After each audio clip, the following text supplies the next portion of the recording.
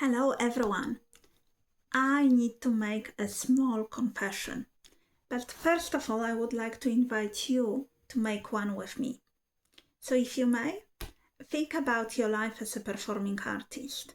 The auditions, the rehearsals, the opening nights, the constant pressure to deliver. At least that's what I hear about from performing artists a lot. Now, in your mind, raise your hand if you felt relatively little stress. I bet not that many people. What about moderate amount of stress? Probably a few. And who has felt a lot of stress and anxiety?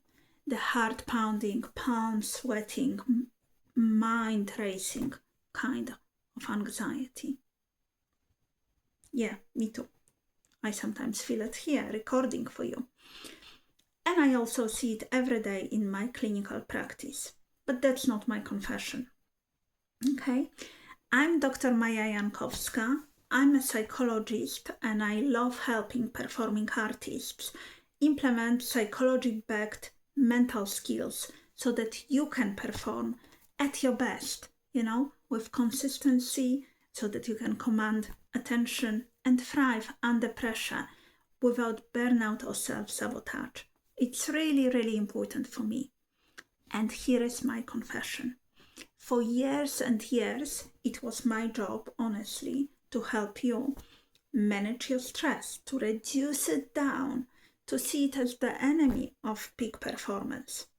But what if we've been framing this all wrong?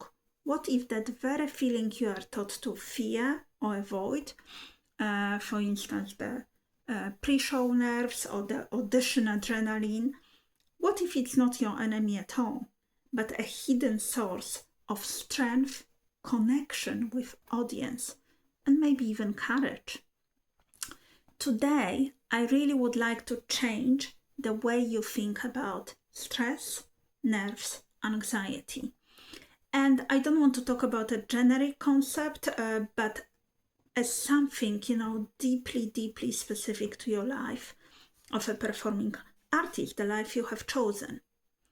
For me, the shift started when I read this groundbreaking study in which researchers tracked around 30,000 people over 8 years.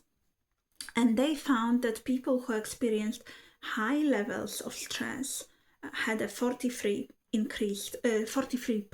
increased chance of dying. Wow, dying. But what was fascinating was that it was only if they believed that stress was harmful to their health. Those under high stress who did not see it as harmful, they actually had the lowest risk of dying of anyone in the whole study. Let that sink in. It wasn't the stress itself that was the primary killer. It was the belief that stress was toxic. The researchers estimated that tens of thousands of deaths a year could be linked to just having a belief that stress is harmful or anxiety is harmful. Now, you might think that's about life and death. That's not about nailing a high C or a monologue. But this is actually the crucial point that I'm wanting to make here. The biological mechanism is identical. Whether you are in a life or death situation or you stand in the wings, heart hammering, sweaty palms, and you are thinking, I'm terrified, it's bad, I need to calm down. You aren't just telling yourself a story. You are actually triggering a cascade of physiological events, and your blood vessels constrict. And this is a cardiovascular profile that is linked to poor health under chronic stress. But I would like to ask this. What if in that exact moment, with the exact same heart-pounding, sweaty palms, racing thoughts, you could tell yourself a very different story? So let's just imagine a different study for a moment. Let's call it something like ultimate audition stress test.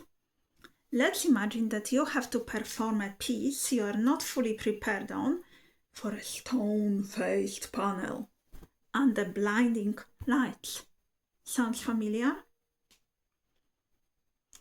Well, actually, I want to tell you that there was a very similar study done at Harvard where one group of participants was taught to reappraise their stress signals. So, for instance, the heart pounding, they would say, "It's my heart preparing me to take action." The rapid breath, right? "It's getting more oxygen into my brain and my muscles. This is my body raising to the challenge. That's amazing." And the results were incredible.